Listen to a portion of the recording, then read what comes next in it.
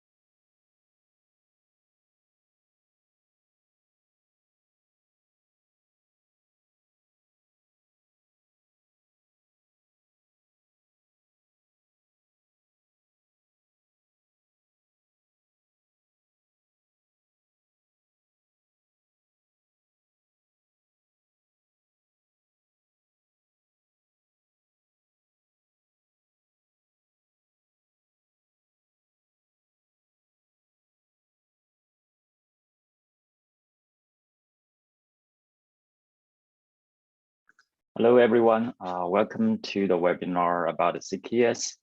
We'll just give one more minute for the folks to join, and we'll start at 12:03.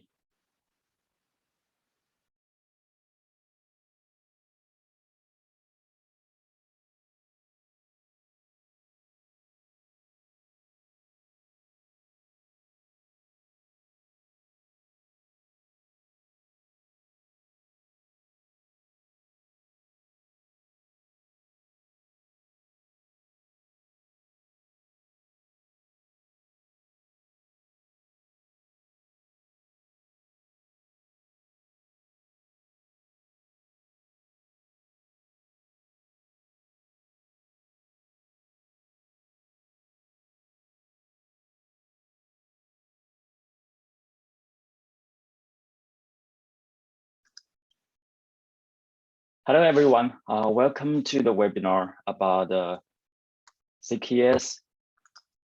My name is Jingbo. I'm the Director of Engineering here at Spectro Cloud. Together with me is Zulfi. Yeah, hey everyone. I'm Zulfi. I lead DevOps here at Spectro Cloud. And I did my CKS last November. CKS is like all about practice. It took me 1 week to prepare for the exam. But like I had experience in half the tools prior to the preparation phase. What I did focus on during the exam was the different configuration options that are available across all these tools. And there was this killer.sh that's like a great tool that helped in the preparation phase. That and a lot of coffee, of course. One session of this killer.sh we reserved for a day before the exam. Actually, that helped a lot. It was like a good warm up on all the areas. And it actually made the exams a lot easier. We have tried to cover most of the tools that are required to get hands-on with Kubernetes security and to give you a better chance in cracking the CKS exam. So June will start with his favorite set of tools and I'll follow suit. Yeah, on to you, June. Thanks, Zulfi. So if you have any questions, feel free to send us the chat or put it into the Q&A section, and we'll get to those questions after the presentation. Like Zulfi mentioned, so the CKS is really focused on security, right? This is a quote from the official CNCF certification page. We can see that the certification will cover both the application as well as the underlying Kubernetes platform. And it's for the full life cycle from build, deploy, and in the end for the runtime. And have a couple of different areas like cluster setup, hardening, like system hardening, like supply chain security, runtime monitoring, and all those. There are many important topics in the certification. To name a few, like pod security policy, like RBAC, security context. Those are inbuilt features of the Kubernetes platform itself. And in this webinar, we'll be mainly cover the tools which exist outside of Kubernetes, but really have a very deep integration with the Kubernetes. We'll talk about a couple of security features from the Linux kernel, like AppArmor or Seccomp, and then the security runtime, like Gvisor.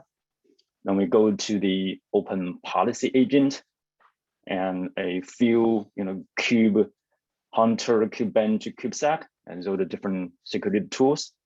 And then the Trivy for image scanning, and also the Falco for runtime monitoring. To get started, so AppArmor, it is a Linux kernel security model. So it provides a profile-based access control. So unlike the standard traditional Linux access control, which use users and groups based permissions to the file system directories, the AppArmor module, it binds the policies to the running process instead of the user and the groups. It's a running process.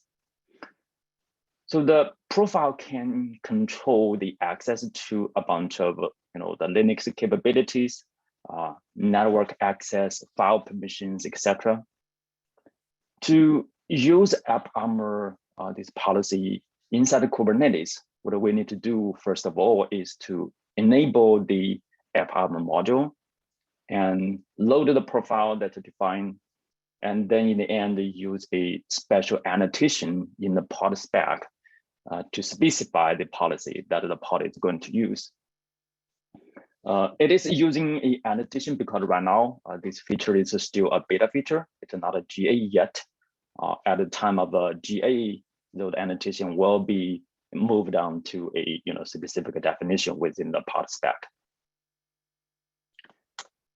So another tool from the Linux kernel space is the Seccomp. The Seccomp is to be used to restrict the system calls that a process is able to make from the user space into the kernel space.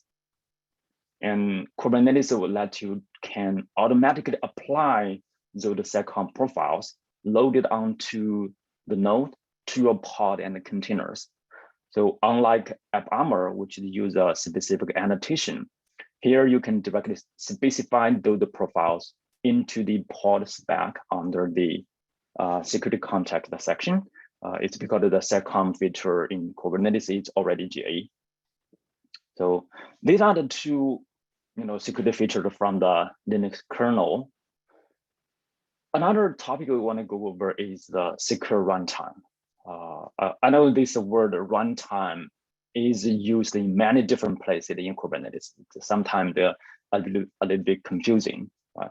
We have this CRI runtime, like a container D or CRI-O, which mainly the kubelet we're talking to through this CRI interface. Well, at the same time, we have this OCI runtime, like runC or runSC, which is OCI specific. It's not specific to Kubernetes, which is only used to create and delete containers. So for Gvisor to be specific, we are talking about at this level. So the Gvisor runtime is another equivalent of a runC. runC is the default one, and Gvisor is another one, which is provided by Google. Like the diagram shows in the last slide. So the CRI runtime, like container D, can support multiple different OCI runtimes. So the user, they can have a trade-off between the performance and security. For the secure runtimes like Gvisor and also Kata containers, they can provide more isolation between the host and the container. And at the same time, it will have a certain overhead.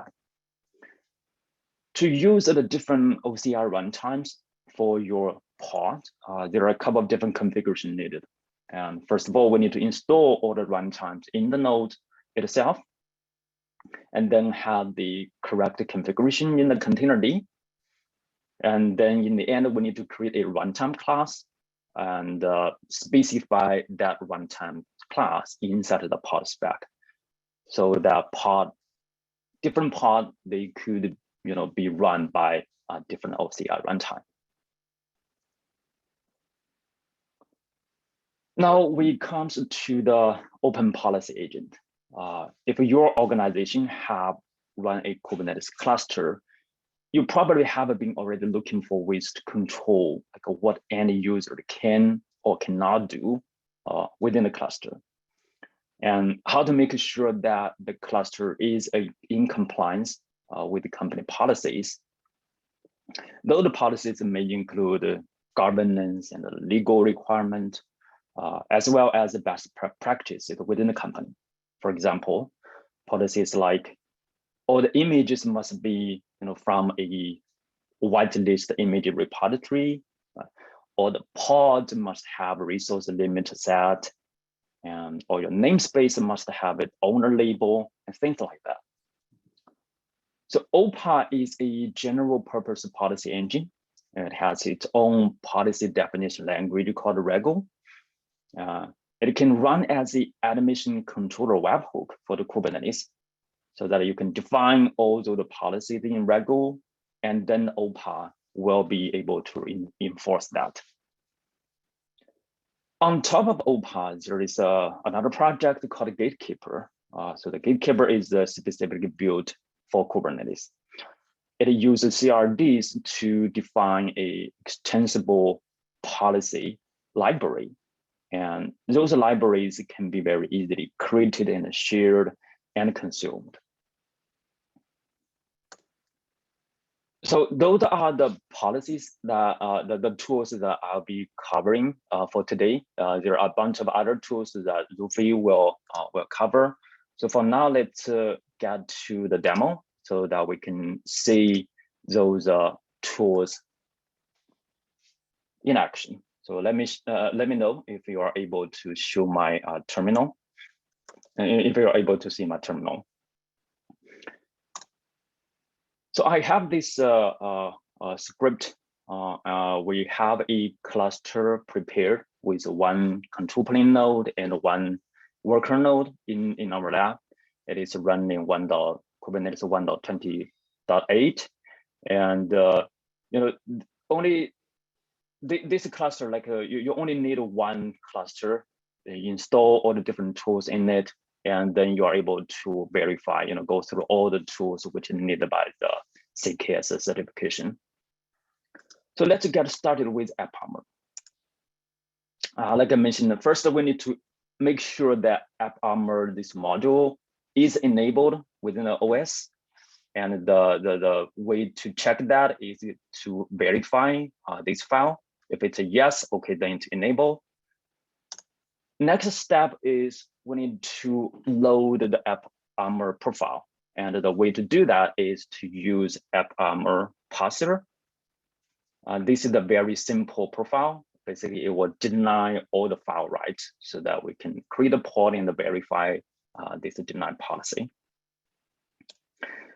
So let's go ahead and load that file, load the profile into the node.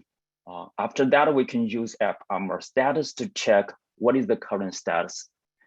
You can see that we have this new policy loaded to the system. There are also a bunch of other default policies, which is already loaded. You can take a look if you are interested.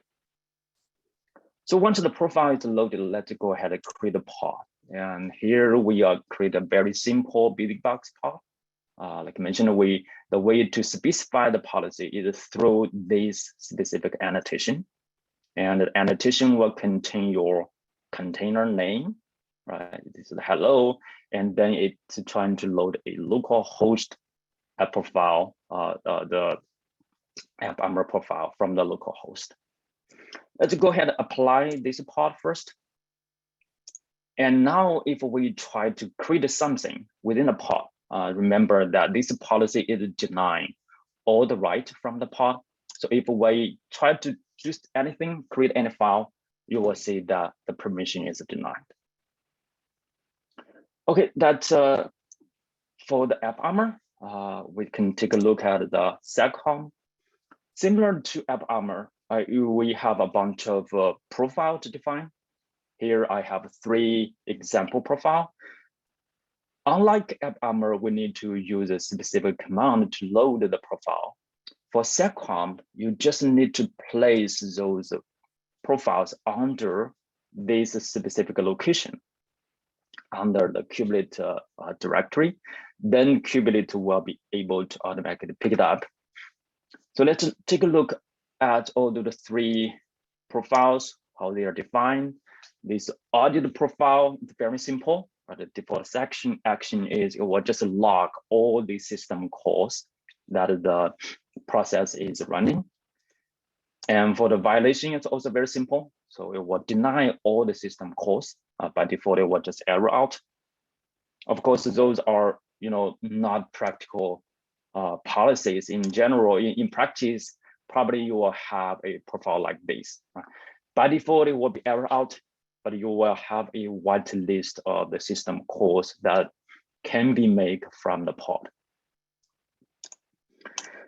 So let's try to create a pod. We have this audited profile, and this pod will be able to randomly making some system calls. At the same time, we have this node pod so that we can call this API, then to trigger this system call. So let's apply that. Once the pod is applied, we can do a curl to this service.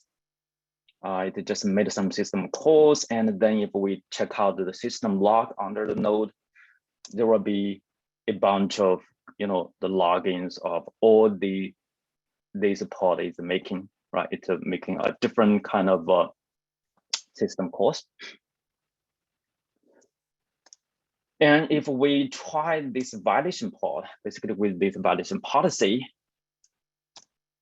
apply that, we will see that this pod is in an error state. It's not able to come up, because to come up, this pod need to make some system call to the kernel.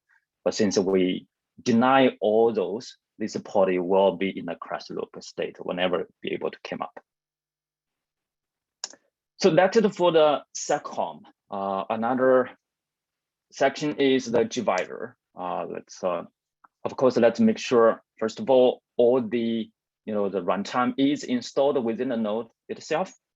For gvisor, the runtime name is actually runsc. So this might be a little bit confusing from the start. We have talked about the container deconfiguration, but we need to configure the container D correctly to enable this new runtime. Here we can see that this runc is the default runtime for the container D. We just need to add another section, runsc, and this will specify the the runtime version that we have. Then we need to create a runtime class. So the runtime class mainly have this handler spec, and this handler need to match the configuration from here. Basically, when a pod is going to use this runtime class called gvisor, the handler runsc will need to be picked up from the container configuration at this side. So let's apply the runtime class, and in the end, we try to create a pod with this runtime class name specified gvisor. Let's do that. Create a pod. Now, if we can check the message of this pod, you can see the first line is starting gvisor. So by default, all the pod is still, if you do not specify the runtime class name, or choose the default one, which is runc. But if you want to use the gvisor for more isolation, just specify this runtime class name. Okay, so that is for the gvisor. So next step is the open policy agent. Like we mentioned, the Gatekeeper project is building a bunch of CRDs to make the policy definition and share much more easier. And this is one of the example, which they call a constraint template. So within a template, it have their own Rego definition.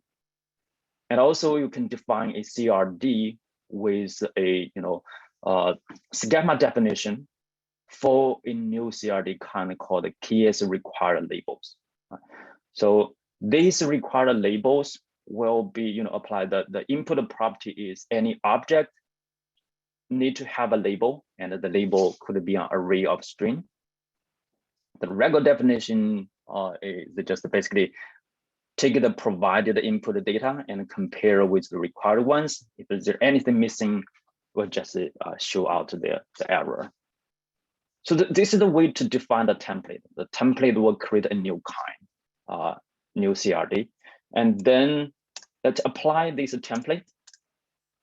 So this is the new CRD which will be created by this template.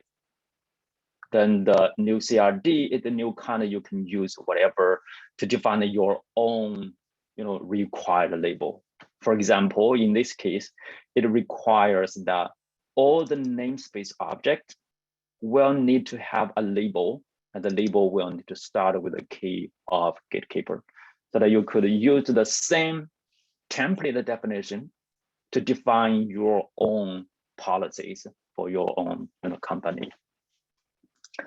So let's apply this policy as well. And what we can do is we can try to create some namespace. For example, this namespace doesn't have any label. So according to this policy, it should fail. Let's try it. Right. Okay, then the policy will tell you that this namespace is not able to be created because it's missing a label, which is started with the Gatekeeper. Now, if we try to create a good namespace with the correct label, you can see that the namespace is correctly created. One additional feature the support is you can have a lot of auditing under this new kind of CRD.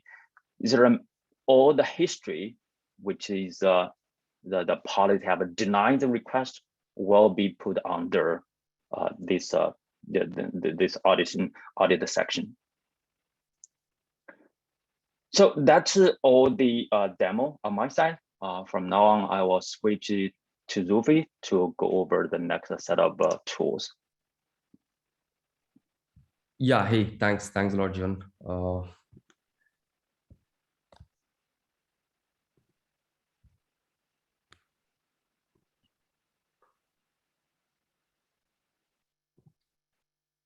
Yeah, so I'll be talking on the next bunch of tools, the easy ones, if you may. So I like to call the next three of these the Aqua Security Trio. They are all open source security tools from Aqua Security.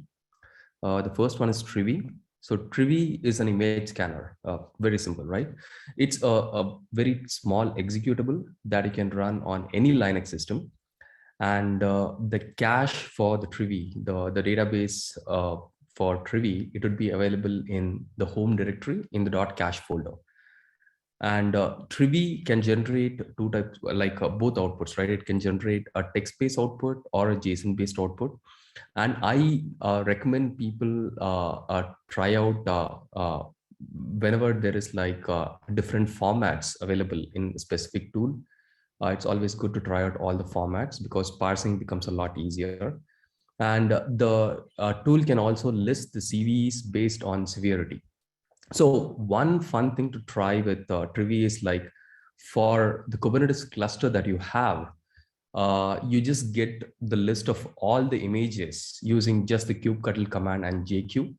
And then for all the images that you get, use Trivy to scan and get the report. So those are the command line, a few commands that you can use in Trivy to scan an image or to scan a config file. We can check this in the demo. The next one from Aqua Security is Kube-bench. This is a benchmark tool. It's similar to the Linux bench for Linux system, but with a lot less controls to deal with. By controls, I mean the CIS benchmark controls. For Kube-bench, make sure that you always download the latest version, because that will have all the latest CIS controls supported. And even this, if you see, is just a small executable.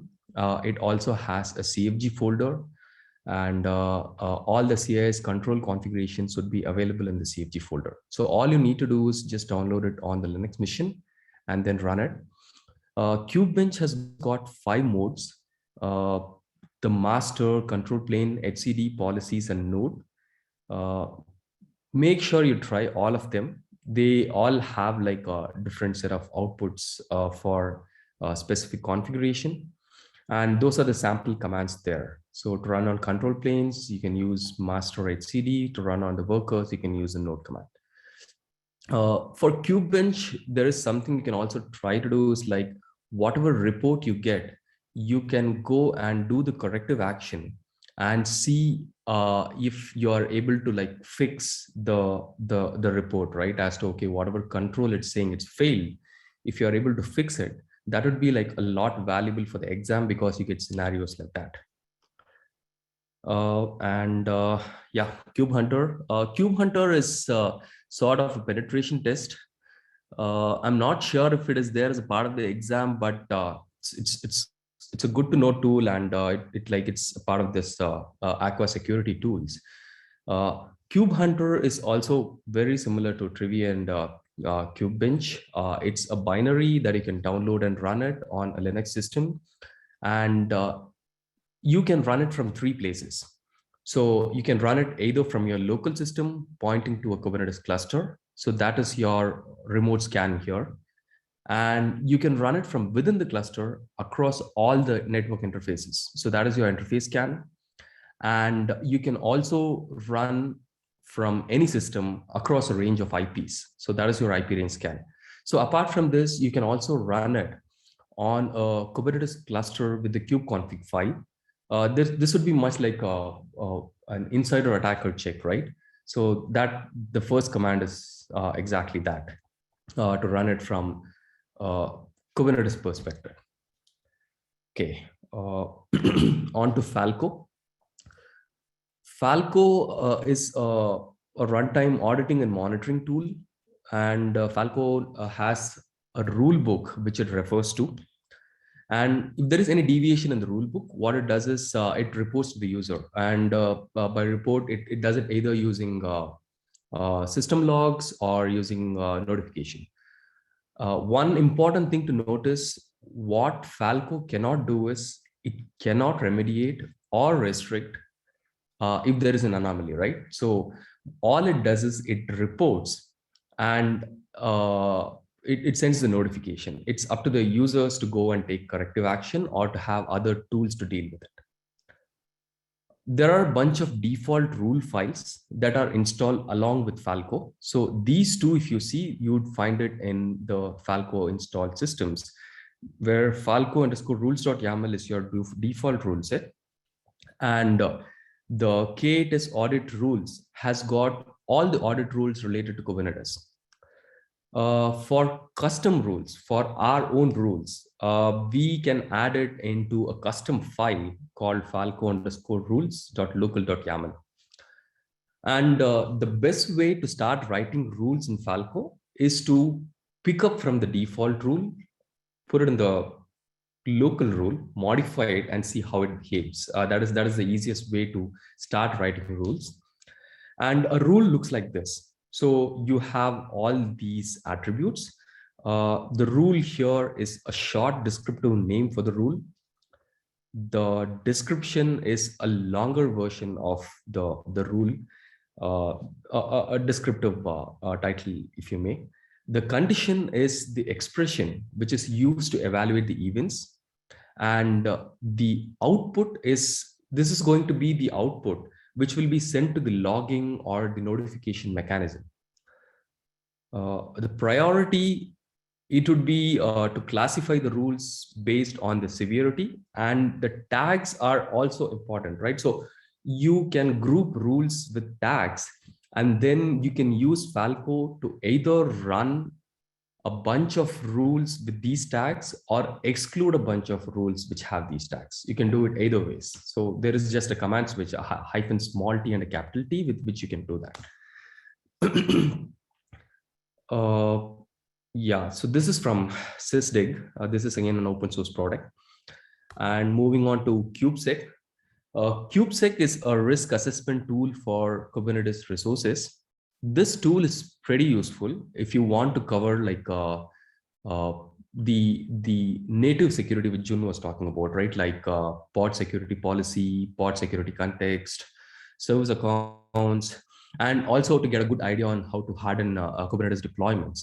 So what Kube-sec does is it allows you to evaluate Kubernetes security even before you deploy it to the cluster. And in the exams, if you ask for questions where they ask you to harden a manifest, which normally happens, and if you have Kube-sec lying around in the environment, you can use it to actually give you recommendations and do corrections based on that.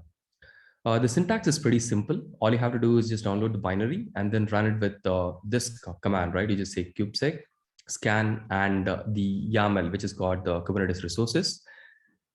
And what happens is like the output, it returns with all the recommendations and a score. So a score of 0 is okay, but any negative score means that, okay, you have excessive privilege which you need to correct.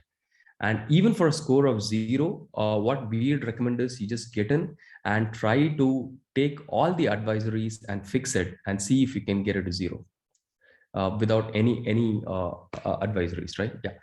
So on to the hands-on.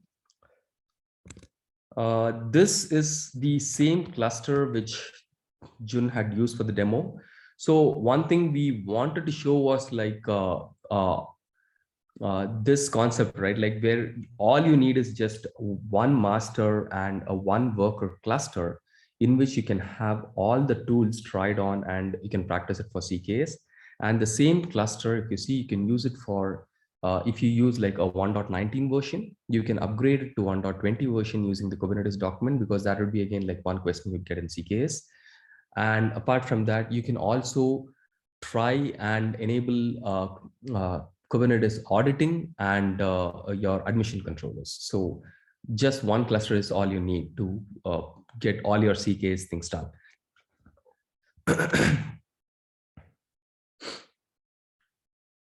So we'll start with Trivy. This is the same master worker setup we have. So Trivy, the image scanner. Okay, I think the commands are not visible. Just give me a minute.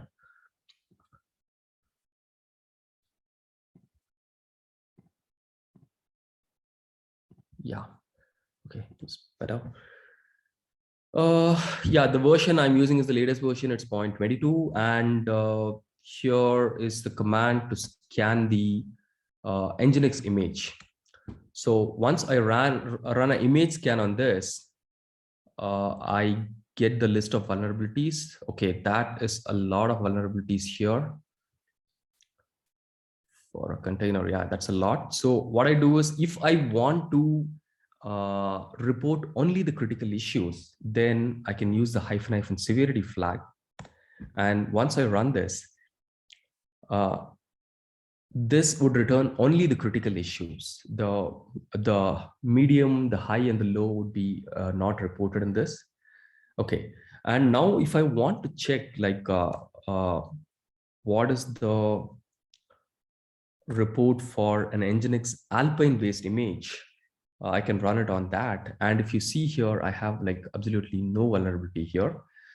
By the way, Nginx default image is based on Debian 11 and it's almost 60 MB. And this Alpine image is just 10 MB. It's got a lesser footprint, less number of packages, and it's updated regularly. So that's the reason why you don't see a lot of vulnerabilities there.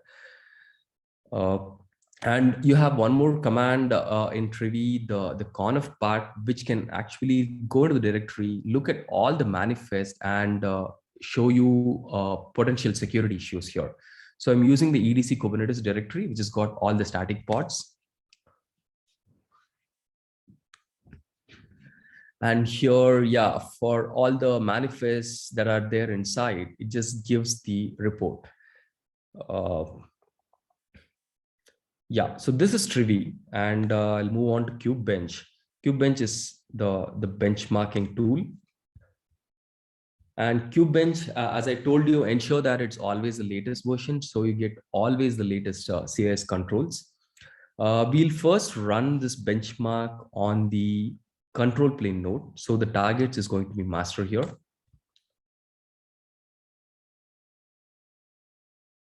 So this cluster, if you see, has got 2 failures and 7 warnings.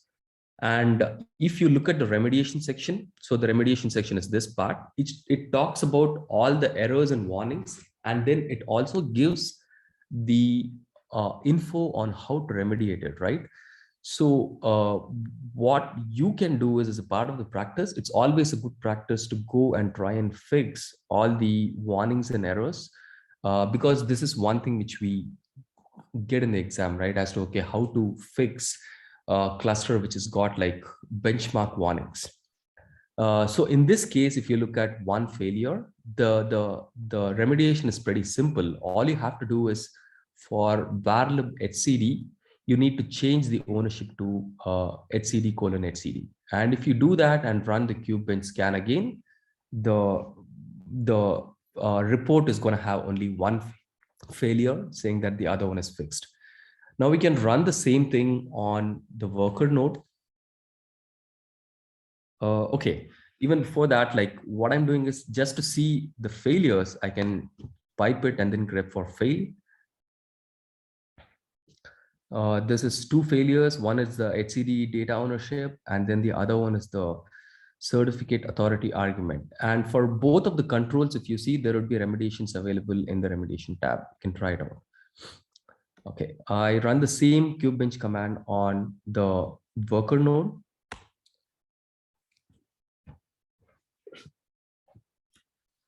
Yeah, so the worker looks good for Kube-bench. There is like no failures and we are good here. Over to Kube-hunter.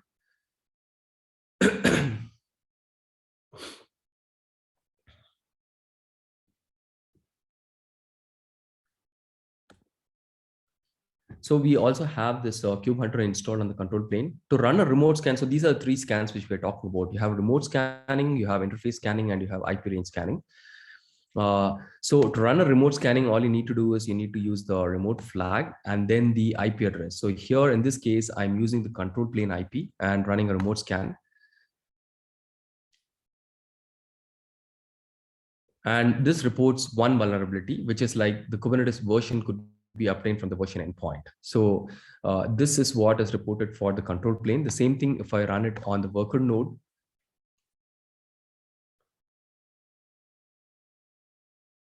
Yeah, so there are no vulnerabilities found with respect to Kube-hunter on the worker node. So we are good on that. And then there is one more scan, which I talked about, which is like using the kube-config, which runs it in the cluster context. So what happens here is this command will also auto discover the worker nodes from the cluster and scan them too. So it will be like an overall cluster scan here. Yeah, and you get the list of vulnerabilities. So worker, obviously there was none, and these 3 are the ones, I think it is the same, but then it's reported from different contexts. So these are the vulnerabilities that are listed for the cluster we have installed here. And on to Falco. So Falco, we have installed it on both the control plane and on the worker node. You need to install it on all the nodes where you have the Kubernetes cluster running. So systemctl status Falco says that the Falco process is running here. To list the rule files, all the rule files will be available in /etc Falco directory. Here, Falco rules.yaml and K8s audit rules.yaml are the default rules that are provided out of box with Falco, and rules.local.yaml is something which we create for overriding our own rules, like putting in our rules. So take a look at the local rules we have. So we have defined 2 rules here. One, the rule number 1, if you see, is to report when sudo is used. And rule number 2, Rule number 2 also uses a macro. And rule number 2 is to report if there is any directory created or deleted in the container. And we also have added a container name here, only containers with the name busybox. If there is a delete operation or a create operation on the directory, you report it. So to test this rule out, what we'll do is we'll create a pod, a simple pod, a busybox, which has got a sudo binary inside that. So I'm creating the pod here.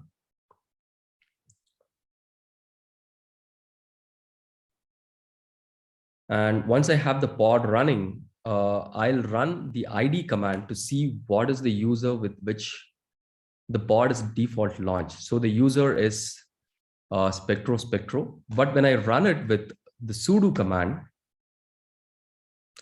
you see that it does a switch root and it becomes the root. So potentially this pod has got what do you call, it can become root and execute stuff. So Falco does audit this. And if you look at varlog syslog, we have the CKS demo keyword just to make sure that we can look in the log files.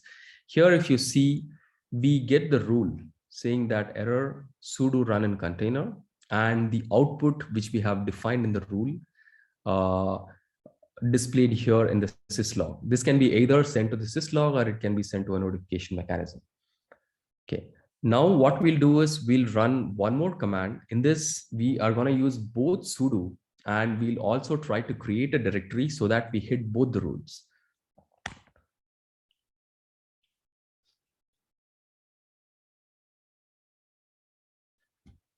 Okay, Falco now should report that, okay, there is like both a sudo deviation here and a directory rule deviation. So if you see here, the files or directories deleted rule is listed here, and the sudo run in the container rule is also listed. Yeah, so this is about Falco. What you can do is, like, for most of the rules, like the documentation is pretty exhaustive. But as I said, the easiest way is like pick up rules from falco_rules.yaml, copy it to your local.yaml, make modifications, and then try it out. So that will be a lot easier. Moving on to the final one, Kube-sec. So Kube-sec, we have installed it on the control plane node. Here, what I have is a generic deployment YAML, which you can get online. It does an Nginx deployment, and I'm gonna scan this using Kube-sec. So this is the Kube-sec interpretation for that YAML, right? If you look at the score is 0. It's not a negative number. If it is a negative number, it means that you have given some privilege escalation, or maybe run as row to set explicitly to true, things like that, right? So a 0 means it's all default. It's okay. It's not like it's really good, but then it's okay. But whatever you get here in the output, right? So it talks about, okay, there is no AppArmor profile set, there is no Seccomp profile set, and there is no resource limit set here. Or it also talks about like run as non-root or privilege mode, nothing is set, right? So this is one tool you can use to actually practice your Kubernetes native security also by fixing this and then running the tool again, running the YAML again. You don't even have to deploy it, right? All you have to do is fix the YAML, put in the proper security context, run it through Kube-sec, see that it's fine, and then go and deploy it, see how the behavior is.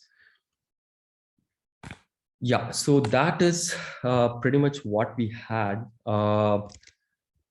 Yeah, thanks a lot. And we can answer like questions if you have any.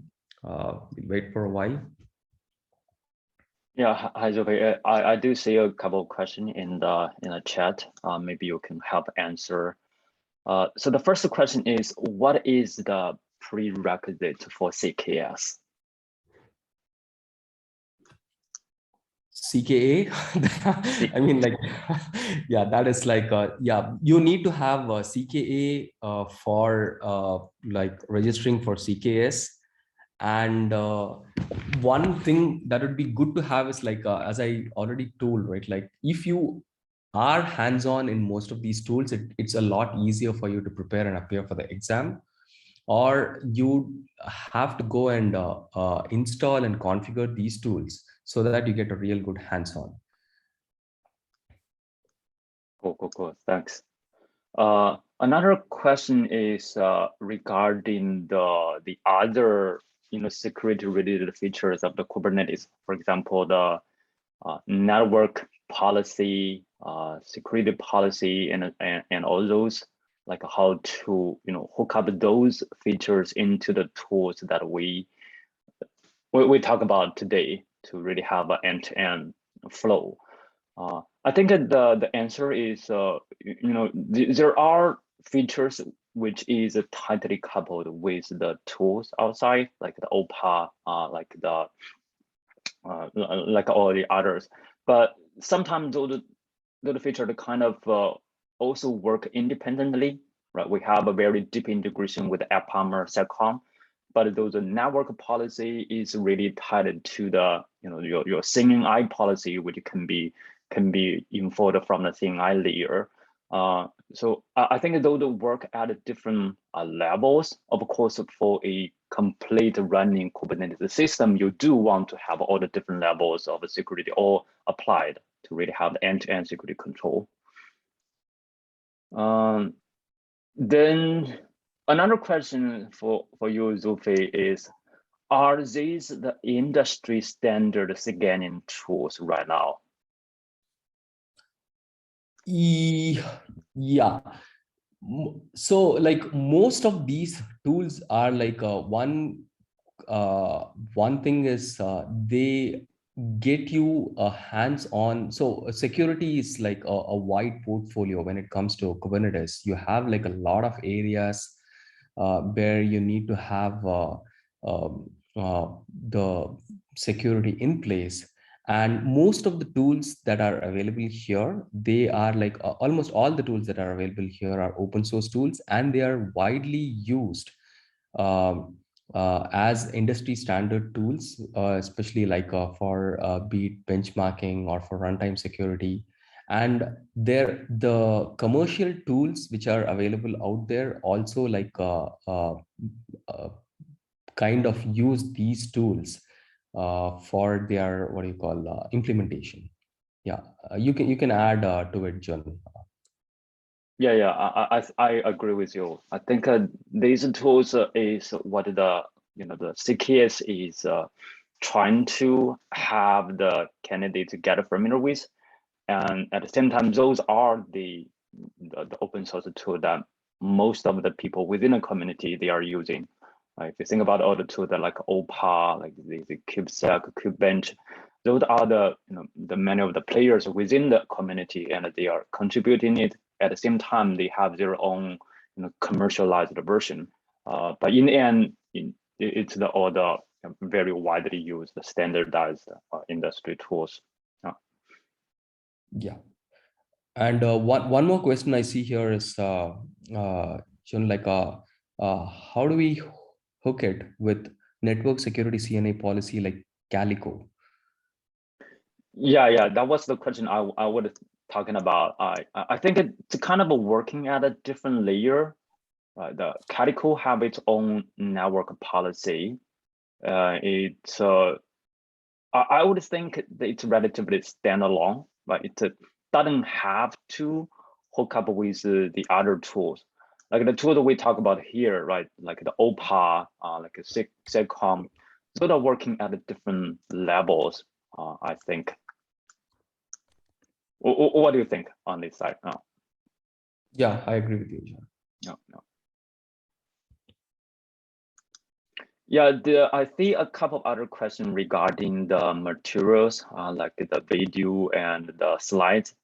We will be sharing out the slides together with the recording after the webinar, so that everybody, for folks who are not able to attend, they will also get access to the materials.